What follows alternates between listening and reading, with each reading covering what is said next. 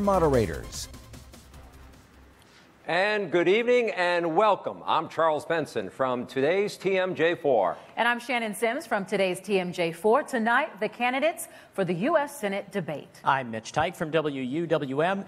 The general election is November 6th, and let's welcome the candidates to the stage. We have the current incumbent U.S. Senator and Democrat Tammy Baldwin.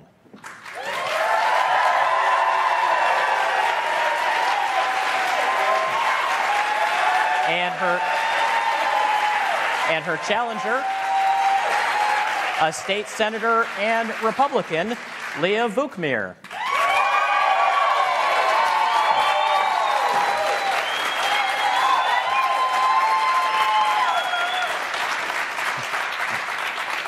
Thank you both for being here. We want to go over a couple of things. For the very first time, we are streaming live on Twitter.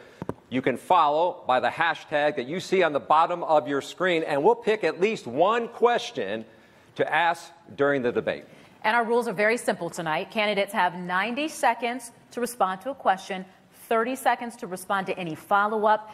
If a candidate runs over time, you will hear this. We are also allowing the candidates to challenge one statement from their opponent. So let's get to the first topic. It is health care. Ms. Baldwin, you will have the first response. You have co-sponsored Senator Bernie Sanders' Medicare for All national health insurance proposal. Some studies have put this at a price tag of $32 trillion over 10 years. What will it cost taxpayers, and would it require higher payroll and/or income taxes? Well, thank you. You know, I believe as a fundamental value that all Americans deserve affordable and quality health insurance. And the study that you cite actually shows that doing nothing would cost more. So Leah Vukmir's plans to repeal the Affordable Care Act and go back to the bad old days would actually be more costly, which is something that we have to focus on. But having just experienced last year a vote in which an effort to gut health care went down by one vote, we have some urgent issues to deal with. Costs are too high, and we do need to make sure that people with pre-existing health conditions have insurance coverage, something that is much under threat due to plans in Congress for another vote if Leah Vukmir were elected to the Senate.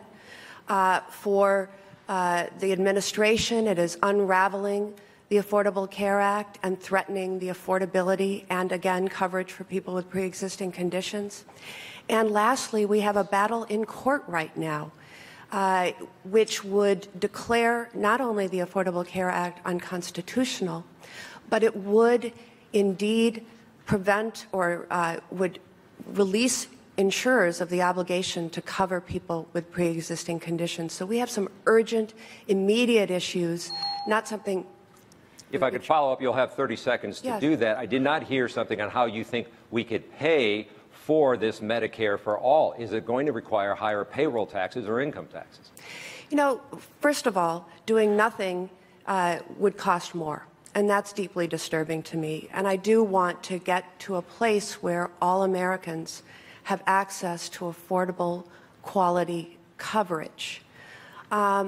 We have to figure it out one way or the other. Whether we go back to the bad old days where half of all bankruptcies in America had health care crisis or injury at their root, or we continue with the Affordable Care Act and try to improve it. But we have to figure it out anyways. Could I challenge that? You can use your challenge, and that is the point where you have now 45 seconds to challenge that. Okay, so Senator Baldwin, she cites the fact that her plan will cost $32 trillion. We talk about this. It wasn't just a conservative think tank, but the Urban Institute also said that it would cost $32 trillion over 10 years. And to do nothing, she says, we won't be able to do anything. I want people to understand here what happens under Senator Baldwin's plan. I'm going to call it Baldwin Care, because under her plan, the Affordable Care Act goes away. Medicare goes away. Everything that we know about insurance goes away. TRICARE for our veterans goes away. We also get rid of private insurance. So she wants to completely turn our health care over to the government and not have any ability for us to have private insurance. We'll have to leave there. We got a lot more on health care, though. But I have a question for you, Ms. Vukmir. The Affordable Care Act guarantees that insurance companies must cover number. I'm sorry. 15-second challenge. Ms. Baldwin, you have 15 seconds to respond. I apologize. Yes. After the effort to gut health care in America failed by one vote, I believe that we need to bring a lot of new ideas to the table. I support buying into Medicare at 55. I support other options, including a debate on this. All right, we'll have more on this. This is a topic we definitely need to talk about. I will again address you, Ms. Vukmir. The Affordable Care Act guarantees that insurance companies must cover a number of essential care benefits, including mental health, substance abuse, and maternity care. You've been vocal of repealing the ACA without a Republican bill that includes mandating insurance companies cover such benefits. What do you say to an expecting mother who is depending on that coverage to have a healthy child if Obamacare is eliminated and no bill addresses such benefits? Who are you going to trust to solve our health care problems? A career politician who has spent her life in the halls and the walls of government, or a nurse who has spent a career taking care of patients working in hospitals? The fact of the matter is, Senator Baldwin's plan is going to gut everything. Everything. She talks about pre-existing conditions. Do you understand what happens under federal law right now? And Senator Baldwin, I don't know if it's because you are ignorant of this or if it's because you are trying to deceive people on this pre-existing condition issue. But here's the real issue. Under federal law, before Obamacare, people with pre-existing conditions were covered. They were covered under Medicare, Medicaid, and they were also covered under their private insurance through their employer. If Obamacare goes away today, guess what? People will still have coverage for pre-existing conditions. So Senator Baldwin is lying. She is lying to the people of the state.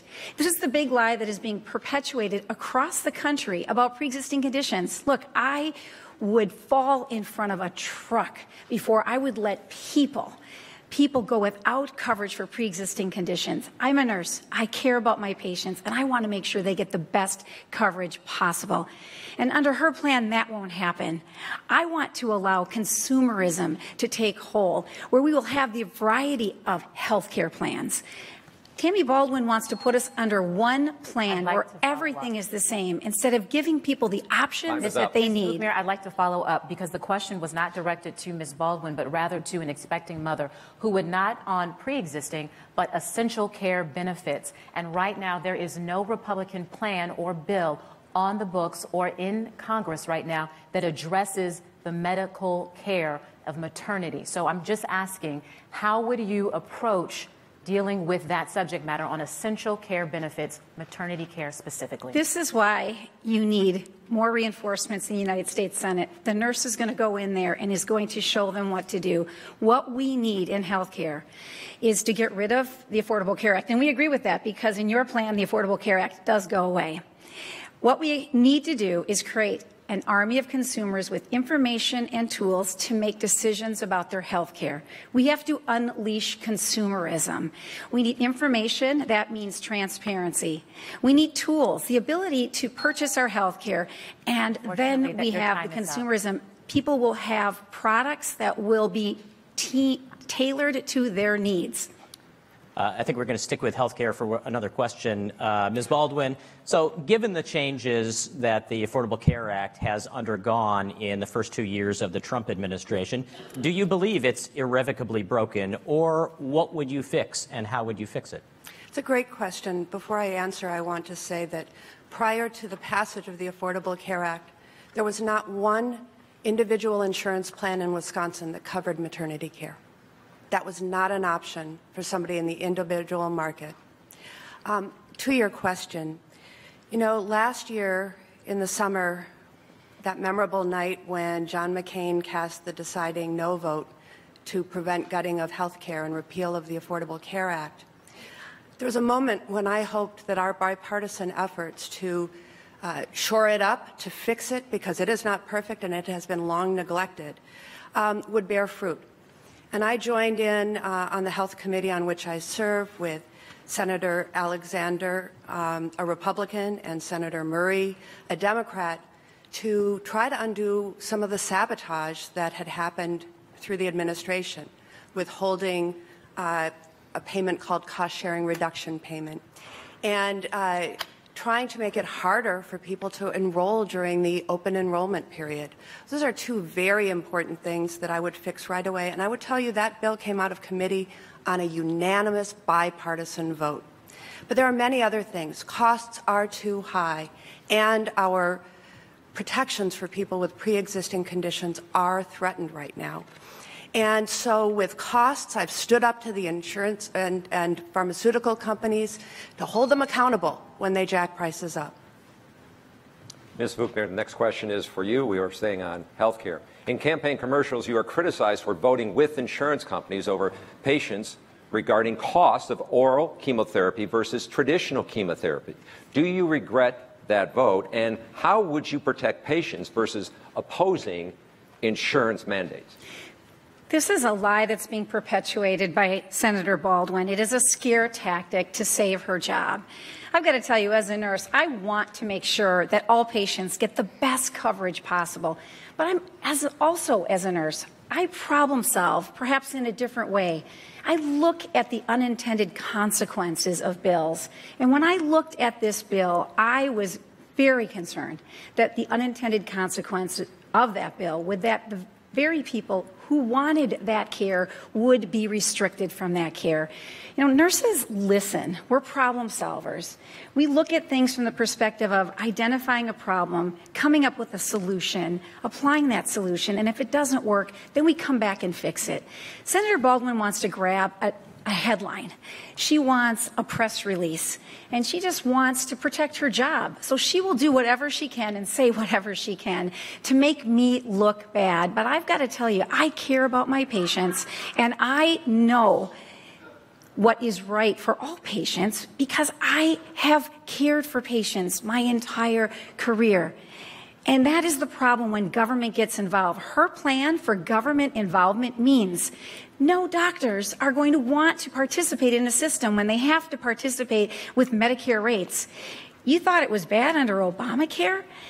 Doctors being reimbursed with Medicaid rates, we will have fewer doctors. We will have more patients in a system, which means a decrease in quality care. And that is going to make it rough for any patient, especially a cancer patient, to receive the care that they deserve. We're going to try to ask you to abide by the time. We agreed upon 90 seconds. We're also going to try to ask the audience to hold their response to any of the questions and the responses. We're going to move on from health care to immigration. And that question will go to you, Ms. Vukmir. You've tweeted, quote, "Before we can discuss immigration reform, we must have control of the borders." Would you support a pathway to citizenship for dreamers if it included funding for a border wall? I'm glad you asked this question. I'm the daughter of Greek immigrants, so my childhood was spent watching my aunts and uncles come to this country and helping them learn to study for their naturalization and citizenship tests. So I watched them go through a process, and they were excited to become Americans. And so first and foremost, I have always said we must build that wall. Once that wall is built, and once we have that guarantee of border security, then we can go through a process. But it is a privilege, and it is a process. We can't just grant that citizenship. It's not fair to all of those who have come before. And I want people to think about the wall from another perspective. We think about building the wall only from allowing people to come across the border, illegal immigrants. But that wall is also important from the perspective of human trafficking, drug trafficking, MS-13 gang members. This is the open border philosophy that Senator Baldwin embraces. I don't embrace that. That is why the wall is so important. The wall is important also from a public health perspective, and I look at it as a nurse from a public health perspective. People are coming across the border. We have no control over public health. I remember the days when people had to stop at Ellis Island and they were quarantined. These are the many reasons why the wall must be built first and why I support that first and foremost. I just want to make sure I understand you clearly. So is it an all or nothing? You have to have the wall first before, because the question is, would you support a pathway for citizenship if it included funding for the wall? And is not a pathway also a process?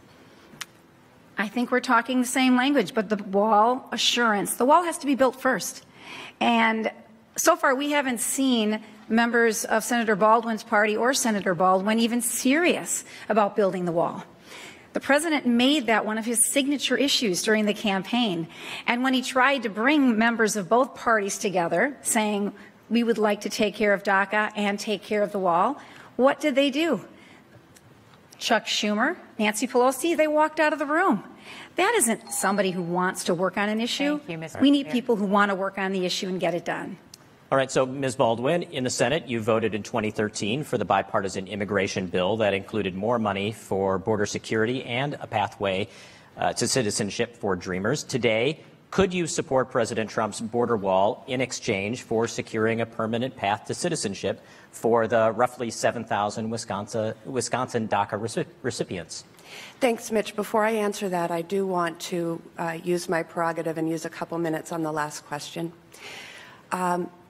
A vote is a vote. And Leah Vukmir voted with insurance companies to prevent oral chemo from being covered. I don't know how you can run away from the vote, but I want to get to your question on immigration. You're right. In 2013, I voted for a bipartisan bill. 68 bipartisan members voted to advance a comprehensive immigration reform bill, because I think we recognized that our immigration system is broken and it needs to be fixed. I do think it's important that we take a comprehensive approach rather than piece by piece. But the idea of a bill that includes stronger border security, a pathway to citizenship for Dreamers, that stops the odious practice of snatching babies from their mothers, is really important. What I would suggest also on the wall is that we should use the smartest border security possible. And many people say that that is not a wall, but rather smart technology. And the president seems to just want a wall. But you asked also specifically, would I give him a wall if it meant a pathway to citizenship? We offered that to President Trump. He couldn't take yes for an answer. All right, thank you. I just want to clarify, Ms. Baldwin, you did not use your challenge there at that time? No, I just used part of my That's right, fine. 1 minute and 30 sure. seconds Right. to deal with the next question. previous question. Yeah, Ms. Vukmir, the next question to you. Homeland Security wants to include 15 factors in determining what disqualifies an immigrant for a green card or temporary visa. Some of those factors would be not having adequate education and job skills or not speaking English. This would change decades of precedent. Do you agree or disagree with those changes? I support a merit-based system, and I think that's what people all across this country want. I've been traveling all over the state of Wisconsin. People are frustrated with the number of people who are coming across the border, and it's just a constant chain of people, and there is no accountability. We have no accounting of the actual number of people that are coming here.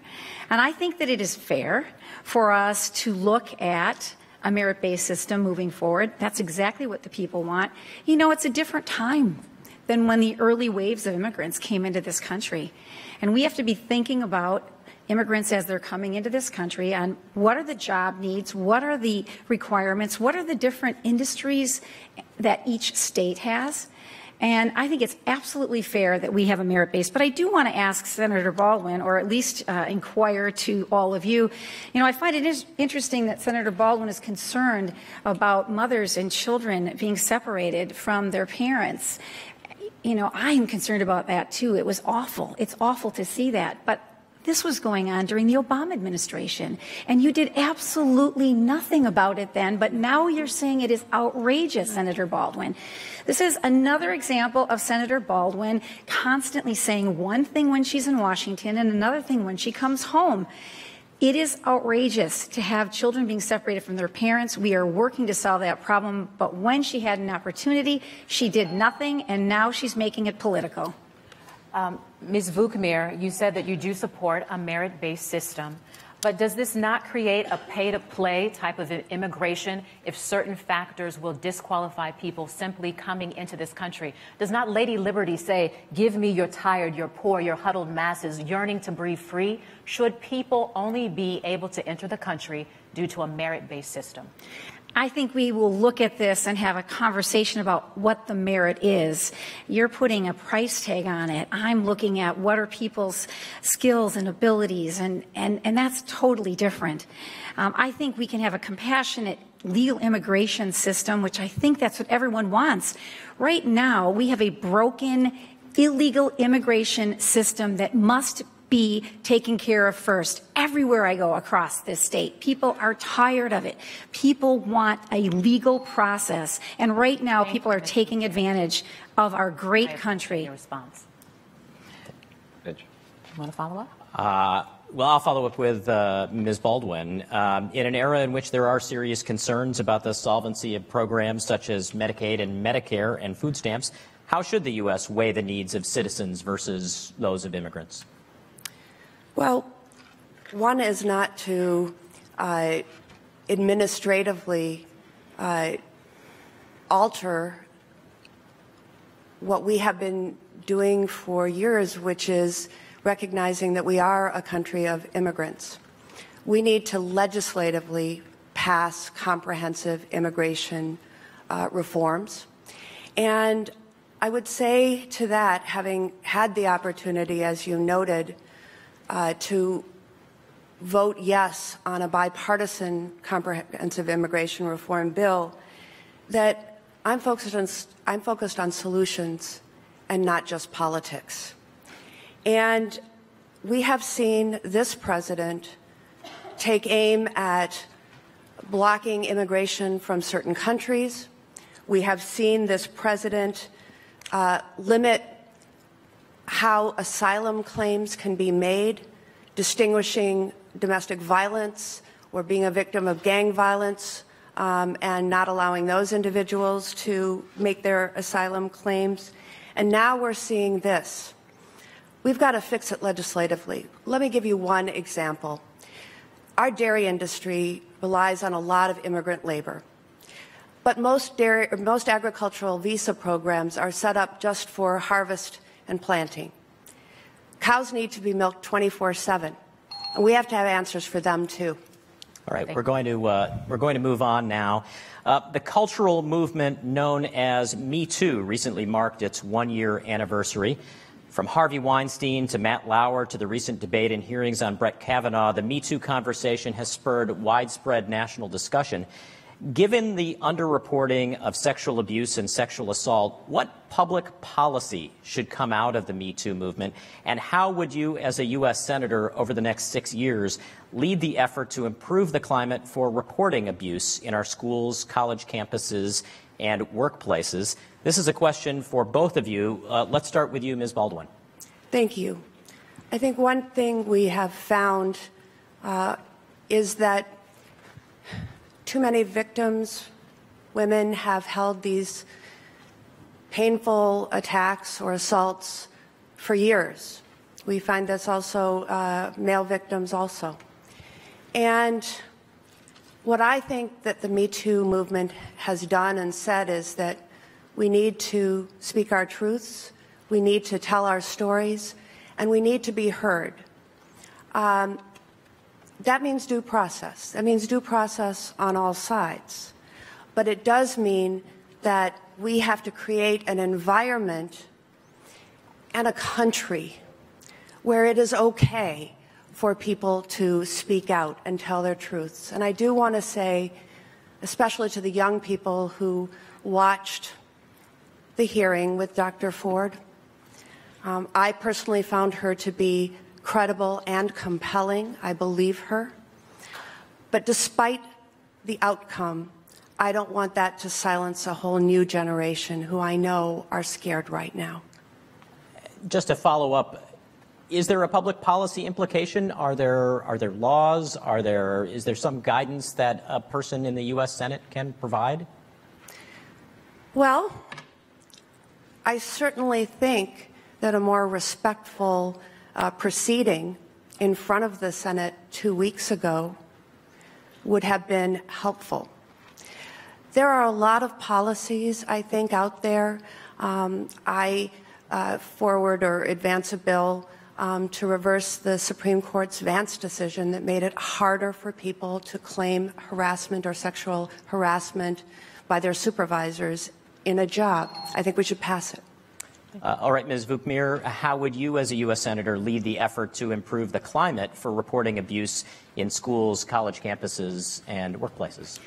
I believe the Me Too movement was hurt by the proceedings over the course of the last few weeks. And I kind of have to take a deep breath when I hear Senator Baldwin talk about due process, because I believe it was very important for Dr. Ford to make her statements. And I also believe in the due process of Judge Kavanaugh. But Senator Baldwin, 48 hours after President Trump announced that he was the pick, you came out and said you weren't going to vote for him. You didn't even meet with him. That is absolutely another example of how Senator Baldwin doesn't do her job. She has been missing from her job. She misses hearings. 60 to 80% of her hearings she misses. There were 100 hearings that on a committee that oversaw the Toma VA, and Senator Baldwin was not there when she could have intervened and made a difference. The Me Too movement is important, and it was cheapened by her actions and by the fact that she wouldn't even follow through on the due process of Judge Kavanaugh. These are important issues that must be covered, and both individuals should be given their time. And I believe something did happen to Dr. Ford, but there was nothing to corroborate and to link that to Judge Kavanaugh. And you didn't have the decency to even meet with the man. Please hold your applause and please hold your responses. To follow up, if I may, the question, though, more broadly on the Me Too movement as a whole, are there things as a U.S. Senator that you would do to lead the effort to improve the climate for reporting sexual abuse, sexual assault, whether this involves a Supreme Court nominee or anyone? Well, I certainly would have met with the Supreme Court nominee, because that's your job in the Senate. Advise and consent and confirmation. And beyond that, yes, we have to make sure that the process is continued, that you're allowed to have your day, to say your case, to allow the due process of the person who is accused. These other decisions should be left to employers. This shouldn't be federal law. These are things that should be left to local units of government, to employers. I don't want to add more federal law. We have to just ensure that due process is respected and allowed. We'll leave it at that. We're now going to move to this segment of the debate, which is being called a candid conversation. There will be 4 minutes on the clock. You guys decide how you're going to split up the 4 minutes here, okay? But I am going to give you a topic to talk about among yourselves.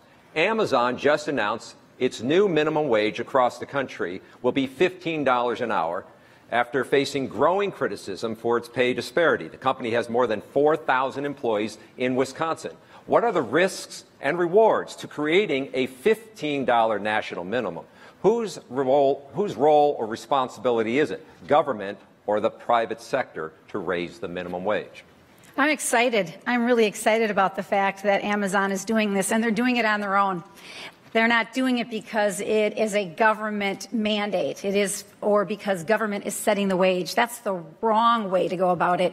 It is happening because of economic forces. And it's the economic forces that are taking place across this great country. And they're happening here in Wisconsin. The way we have turned our economy around in the state of Wisconsin, we had a 9.3% unemployment rate, and now we have a 2.8%. A $3.6 billion budget deficit 8 years ago, and now we have a surplus that we're giving back. What has happened at the federal level with the tax cuts that Tammy Baldwin couldn't support, the tax cuts for the people of this great state, $1,500 to $2,000 extra dollars in their pockets.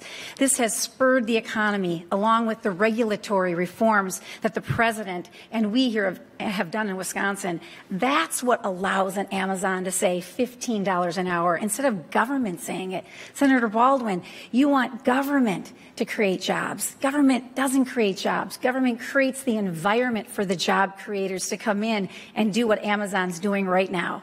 Leah Vukmir, I want to start with the tax proposal. The tax law gives 83% of its benefits to the top 1% of individuals and to big, often multinational corporations.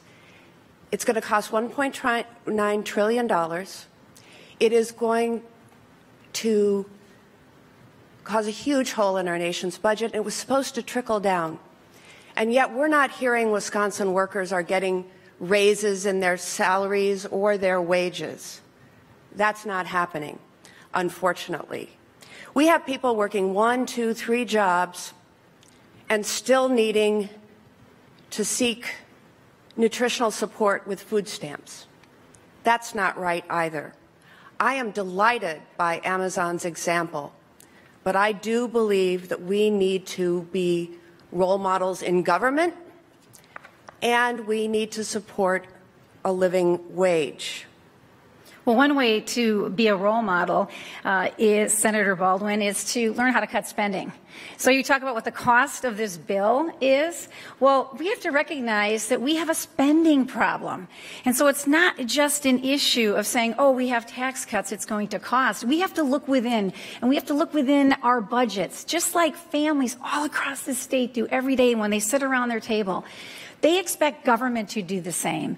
And you haven't done that, Senator Baldwin. Under your watch, our debt has quadrupled, and you have voted for tax increases 413 times. How is that responsible in setting a good example? First of all, tax expenditures cost money. And this will cost $1.9 trillion. And you have said you support cuts in Social Security and Medicare in order to fill that gap. I've never said that, Senator Baldwin. I don't know where you're coming from, but just so you know, one of your primary interviews, Baldwin Care gets rid of Medicare. Just so you know, I want people to understand that Baldwin Care gets rid of Medicare. It gets rid of Medicaid. It gets rid of the Affordable Care Act, and we can agree on that.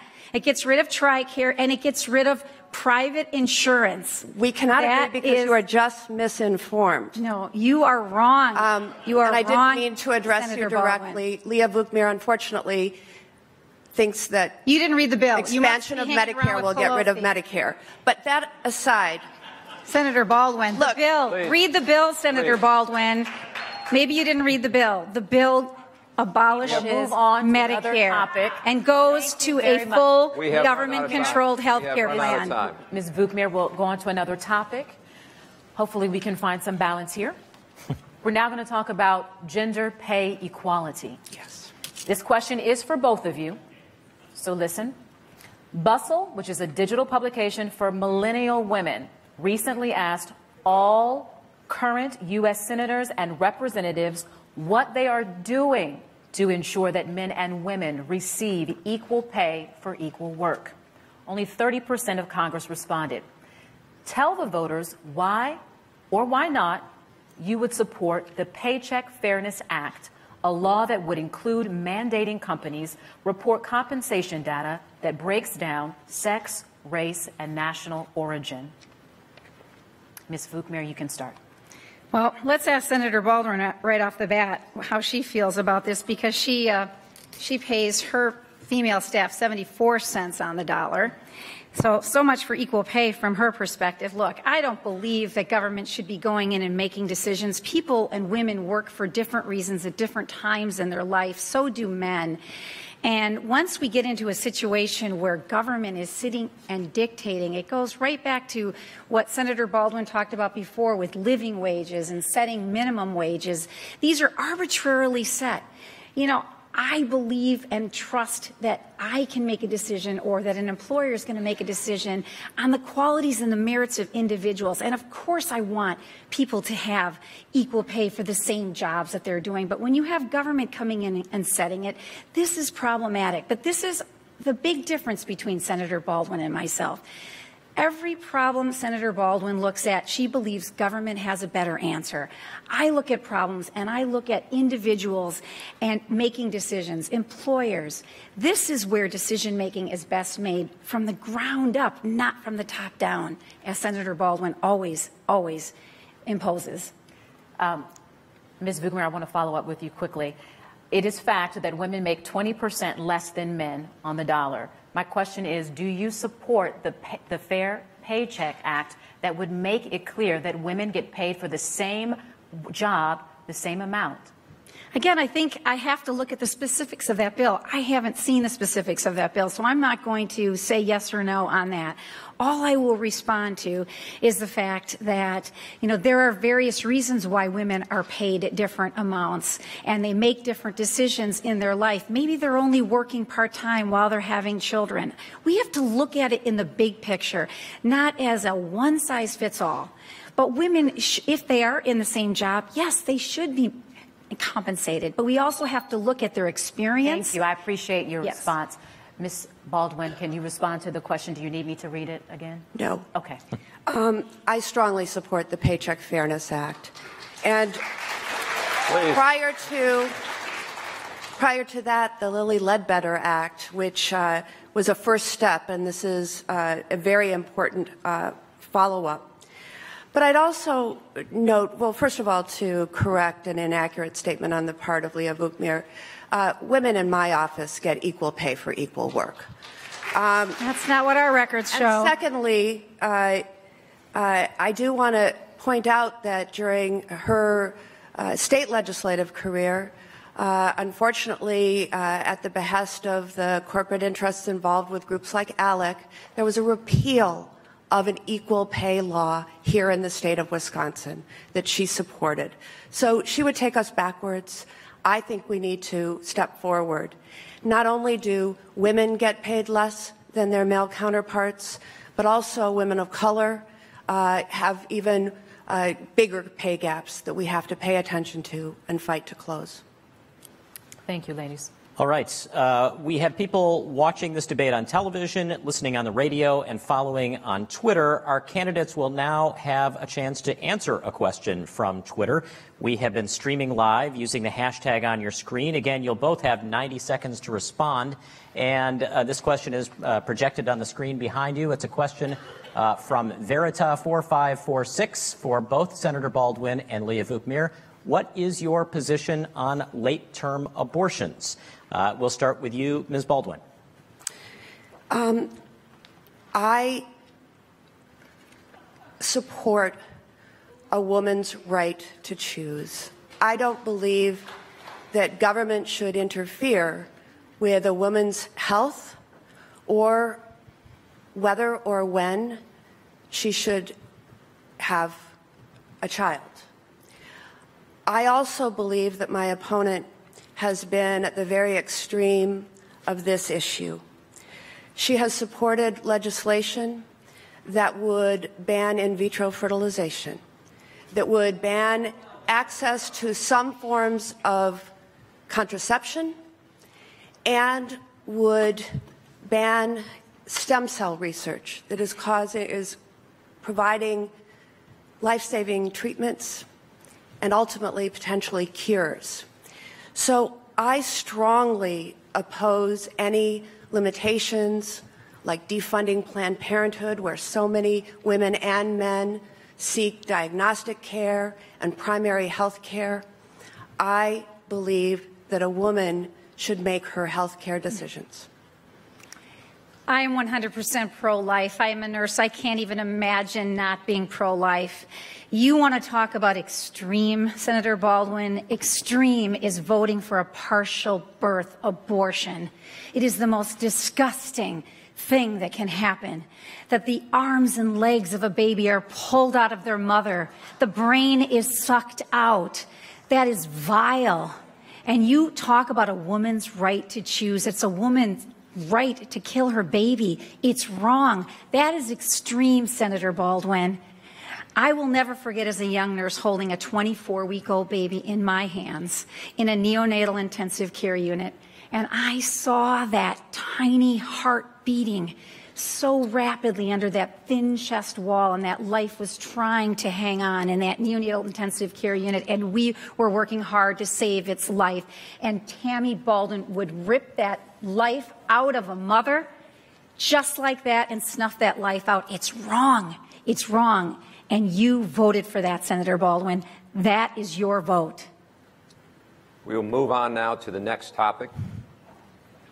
We're going to talk about veterans. And this next question will go to Ms. Vukmir. In regards to Veterans Affairs, a sobering statistic is 20 veterans take their lives every day. Critics say a lack of access to mental health care and long wait times to get to services at the VA contribute to the disturbing trend. What changes do we need to see in veteran policy to make public and private partnerships easier in improving the overall health and well-being of our veterans? Well, I'm obviously very concerned about Veterans Affairs. My son is a first lieutenant, soon to become a captain in the United States Army. And so I look at these issues very closely, and I've been traveling around the state speaking to a coalition of veterans who want more choices and options, and we need to be able to do that. And I'm glad that the administration in Washington is starting to look at that and give them more choices and options instead of arbitrarily set 40-mile radiuses and 30-day waiting periods. We need to give them more choices and options, which is not something that Senator Baldwin has wanted to do. When I think about veterans, I think about how she turned her back on the veterans at the Toma VA. It is absolutely disgraceful that for months she sat on a report that she and only she had that detailed the extent to which our veterans were being overprescribed opioids. I even have an ethics complaint from one of your own staff members that talked about how you tried to fire her and offered her hush money, taxpayer-funded hush money, to silence her. This is not somebody who stands and is accountable to veterans. And if Senator Baldwin cannot be accountable to our veterans, then she will not be accountable to any single one of us. It's wrong. I will always stand for our veterans. I have cared for them here in Wisconsin. I have cared for them as veterans. I have cared for them as Guard members. And you better believe when I go to Washington, I will have their back. All right, Ms. Vukmir, I did not hear a response there, though, in terms of do you support public-private partnerships? What would those be to help veterans in the area of suicide? Well, obviously, this is an issue that is very important because many of our veterans are dealing with PTSD. And I believe that our VA hospitals should be given the resources to do what they do best. And one of the things we know that they do best is PTSD, combat-related injuries, individuals who've lost their limbs. And I think this is one of the ways that we approach this problem of our VAs because we know that they do well in those areas, but some of the day-to-day problems that people have, primary care could be delivered closer to home by doctors outside of the system. Ms. Baldwin, this question is for you. If I want to challenge, let me ask the question, and then I'm okay. Do you want to use your challenge for that, though? Yes, unless you're going to ask me something about that. Okay. Ms. Baldwin, you've been attacked in TV ads for your handling of a report exposing the overprescription of painkillers at the Toma VA Center back in 2014. The family of one of the veterans who died as a result of the overprescription of opioids from a doctor at the VA is supporting your campaign. But another whistleblower says it would be immoral to vote for you. How do you respond to the criticism? And what do you say to veterans who believe you did not do enough with the report when you received it? Yeah. Well, first, I have to say that I think that Leah Vukmir should be ashamed of herself for using a Marine veteran's death for her own political gain.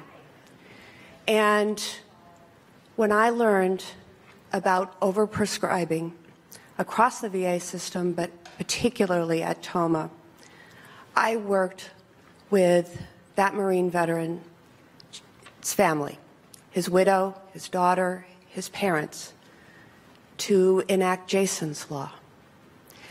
Jason's Law is a bipartisan product of a lot of hard work and collaboration with the VFW, with the DAV, with my Republican co-sponsor, Shelley Moore Capito.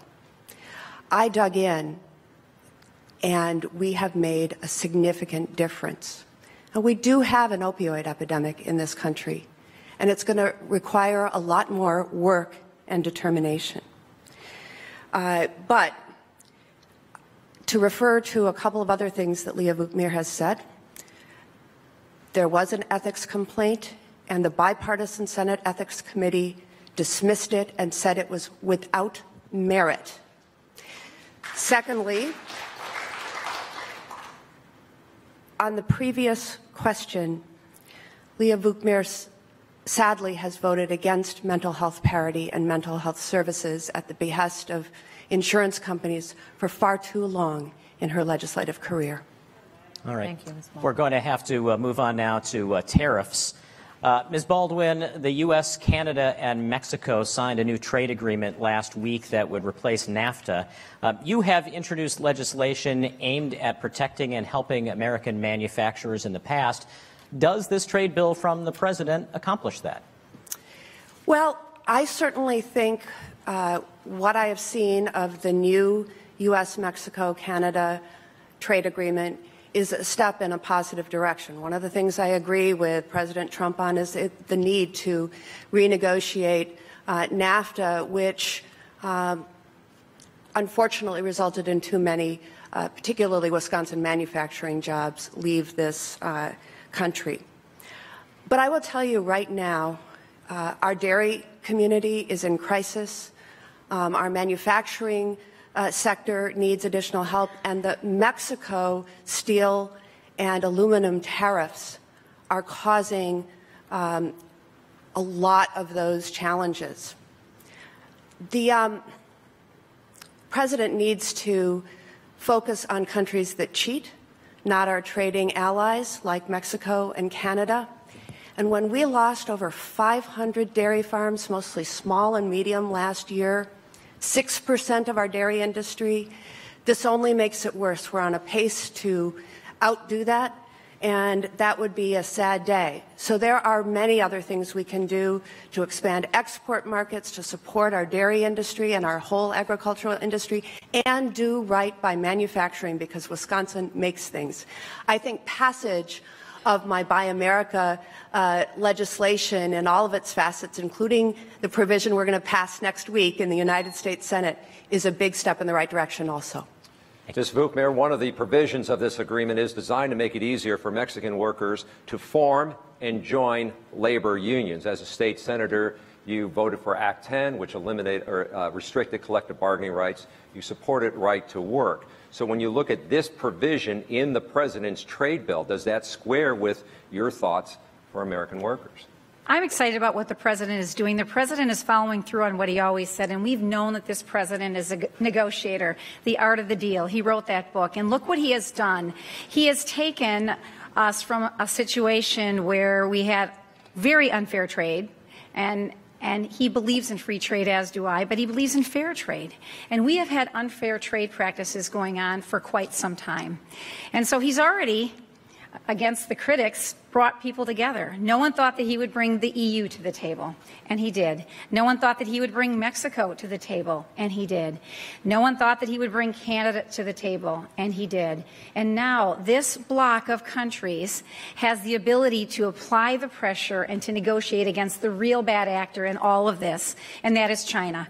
China has been eating our lunch. We have a $375 billion trade deficit with China. They are forcing our companies to turn over their trade secrets and technology.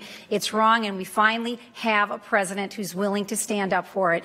So I'm going to trust him. I have to look at the specifics of the bill, but I believe that we are headed in the direction that is absolutely necessary for us to go in. And I've been talking to farmers all across the state. I've been talking to our manufacturers, and they have all said, look, we need access to more markets. Right now, we don't have fair deals. We want fair deals. And we're going to give him the benefit of the doubt and the time to negotiate those deals. But they all said they don't have a lot of time. So we will have to make sure that we're watching it. So we will always stand and advocate for them. Let me follow up for just a second, because I know Charles's question referred specifically to Mexico and creating a climate that would allow Mexican workers to form and join labor unions. Just a simple yes or no, is that something that you would agree with? Well, I think they're already making a difference. We're seeing the wages growing in Mexico through the negotiations that have already happened. So I'm willing to look at that. I think that right now what we're seeing is that the effects of his negotiating and the ability to take these countries and bring them together is giving our industries a better opportunity, a more fair shake, so that we finally can have the opportunity for fair and free trade. Okay, thank you, Ms. Vukmir. This question is for the both of you, and it is actually from one of our viewers. You will have 90 seconds to respond to this question. This question comes from Suzanne in Fox Point. She says, gun violence is a complex issue needing more than one single solution. What are 3 things you believe would help reduce mass shootings and daily gun violence in our cities? 3 things you believe will reduce both mass shootings and daily gun violence in our cities. Ms. Vukmir, you have 90 seconds. Yes, well, it is tragic what's been happening. And it's not just schools that are soft targets, but I think about hospitals and medical clinics. I think about newsrooms. I think about universities, and there are a variety of settings. And I'm a strong supporter of the Second Amendment, and I truly believe it is a Second Amendment because our founding fathers realized how important it is that people are able to protect themselves. And so I think we have to continue to reinforce people's ability to protect themselves. We need to give local units of government, schools, whatever facility is, the ability to make the decision for themselves that they think is best. And I think we have to look at the mental health side of issues. And one of the things that we could clearly do on the national level is the sharing of information. This is when we look at a lot of these episodes that have happened, these tragedies. What we have found is that there was a lapse of information. There wasn't reporting that was done on individuals who clearly were at risk. And so I'm open to very carefully crafted laws that will address that particular issue. And I know that there are people that are talking about it right now. Awesome. Ms. Baldwin, what are the 3 things you believe would help reduce both mass shootings and daily gun violence in our cities?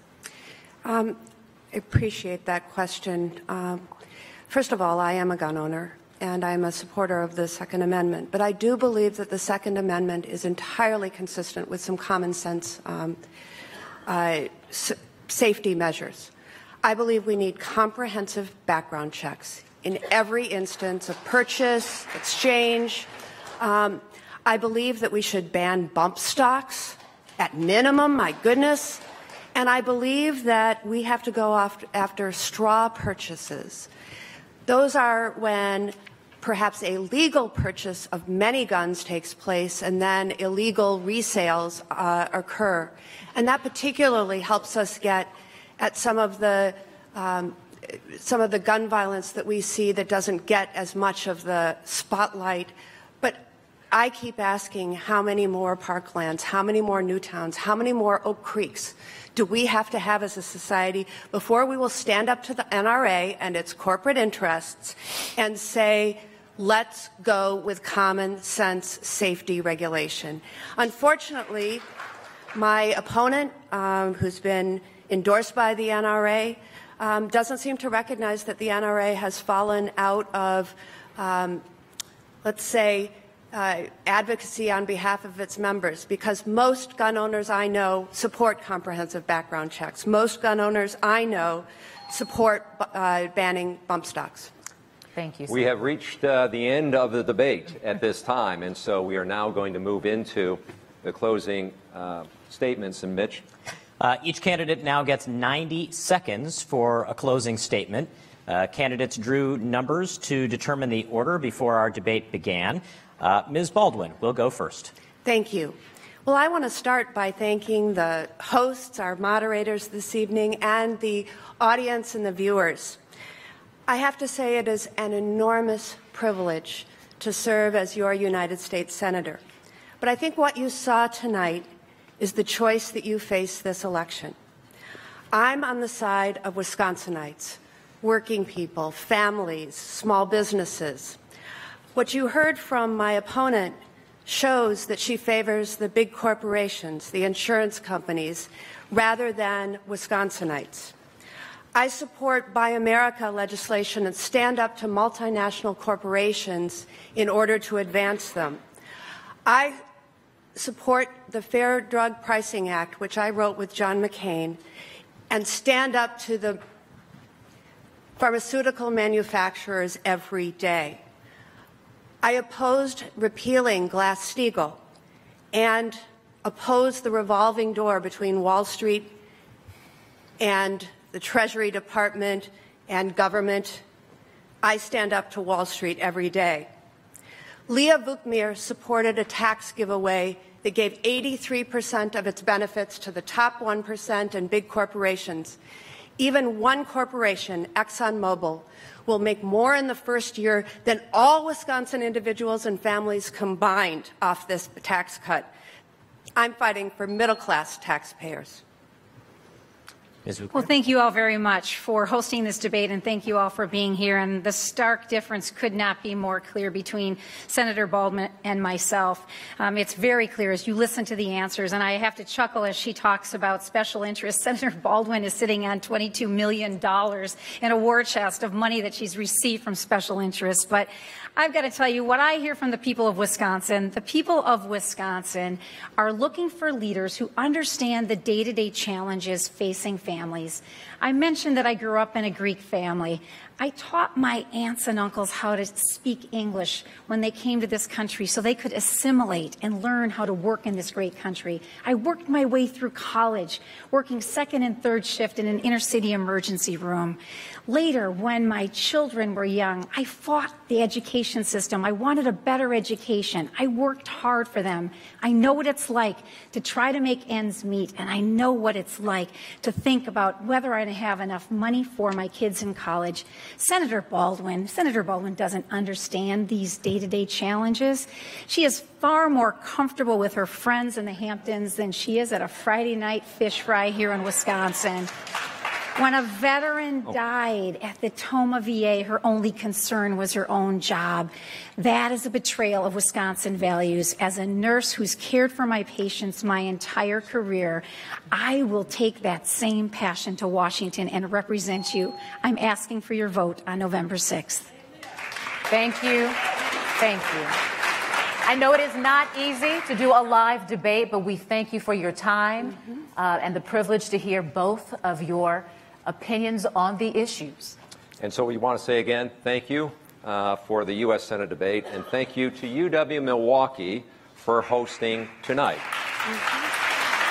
Now, of course, for our viewers at home, you can find a complete profile of all the candidates on our websites, TMJ4.com, as well as WUWM.com.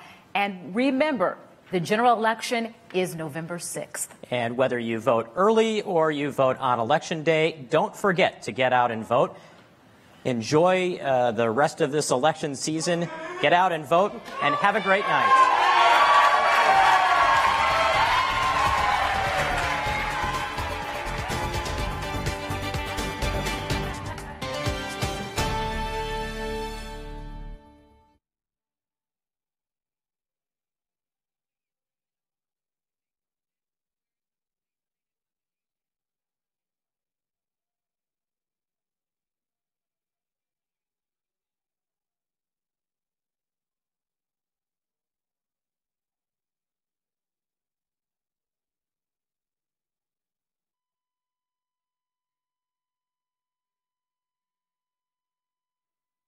The Vote, Wisconsin's future.